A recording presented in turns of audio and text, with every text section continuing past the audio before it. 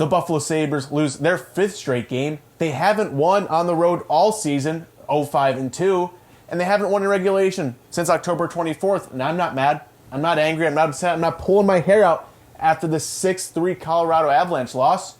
I'll tell you why. Folks, this is Gatesy's Win More, Lots More, presented by Batavia Downs Gaming and Hotel. And here we are again. Another game, another Sabres loss, and yeah, I'm not mad about this one. It's not because, my tweets during the game where I talk about Jordan Greenway, how I don't know what he does for this team. He seems like a ghost a lot of the time. A couple minutes later, he scores. I quote tweet that. Same exact tweet, just plugging Tage Thompson in. What do you know? He scored it after that. Tried it one last time with OP. Couldn't get it done. I'm sorry, guys. I tried my absolute best. But enough about me. Let's talk about this team. The reason I'm not mad was today and tonight was exactly, this hydrogen bomb versus coughing baby. You have the 11-1-5 Colorado Avalanche against the Buffalo Sabres, which I just named all of their fantastic stats to start the season. And what'd you expect to happen? Me being mad about the Sabres not winning this game with the lineup that they have and everything going on would be me being pissed off waking up tomorrow morning and not being 6 foot. I don't know what we expected. This Colorado Avalanche team is phenomenal. The Sabres lineup is beyond depleted. Beyond depleted.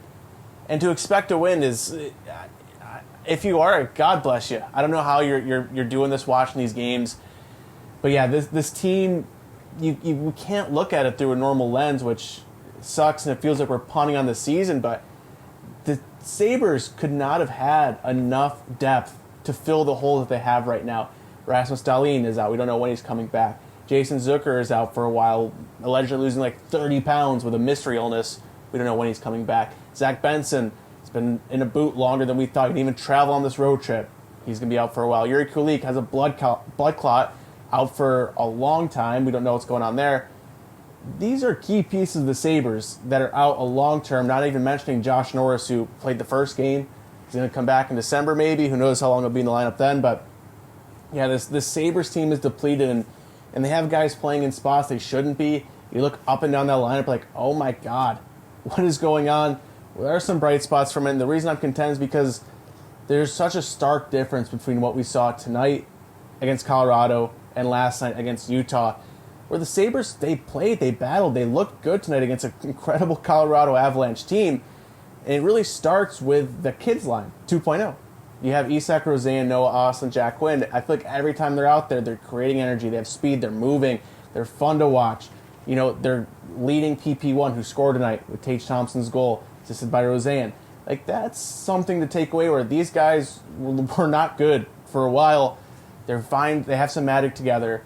When the Sabres ideally get healthy at some point in the future, that's going to be a strong third line. They're going to have guys in spots they should be in, and that's something we can take away.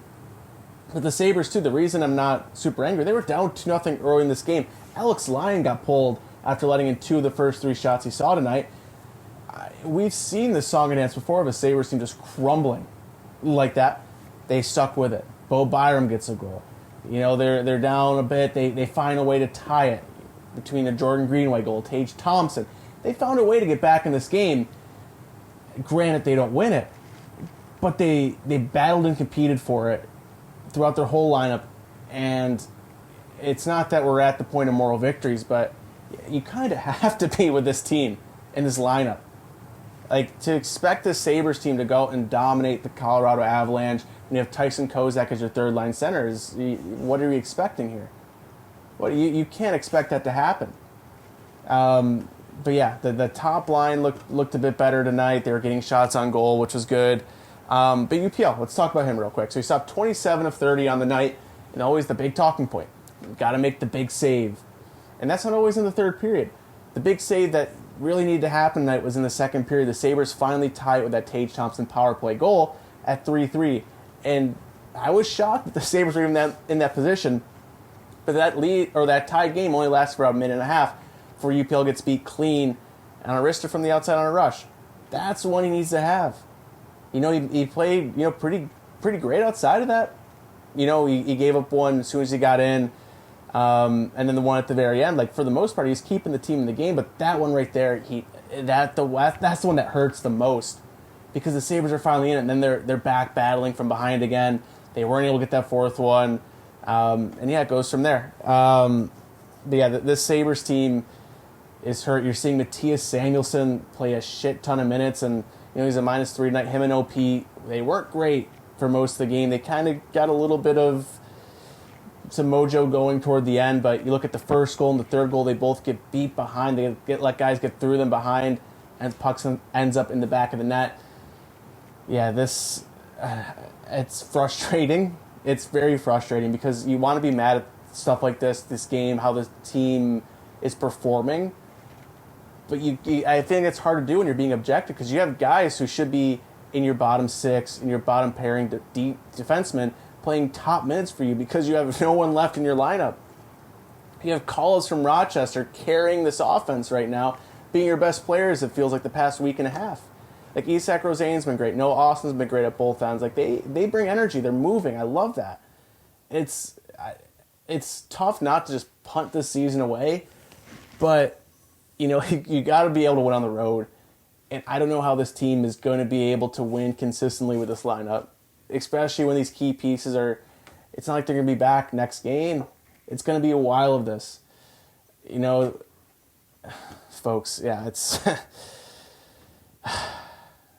yeah, this is going to be a long year for a bit. I'm hoping once to get Zach Benson back, that's going to make the lineup a little bit deeper. And get Josh Norris back in a month. Outside of that, it's going to be a while. Hopefully, Dolly can get back soon. Hopefully, things are going well for him over in Sweden. But yeah, folks, let me know your thoughts on this game. If you're watching, please subscribe, like, comment, tell me how you're feeling. And I know fans are angry. You have every right to be. I wouldn't be watching this team play at 9 o'clock on a Thursday, and right now it's after midnight recording this. If I knew what was at stake, of you can't take these games as they are on paper. You're gonna drive yourself crazy, I think. But yeah, that's the shitty position we're in here in Buffalo. But yeah, folks, let me know your thoughts down below. I'll see you guys soon. I won't be here Saturday. There'll be the one game we'll be missing this season, but after that, back on Monday against the Oilers. Maybe the Sabres, though. Hey, I'll do a meow mix. I'm going to boycott the Saturday game. Boycotting it. I can't do this anymore. I'm going to boycott it. See if the Sabres go on the road. Let me know your thoughts down below on this game, on the future, on the state of the Sabres. Let's go, Sabres.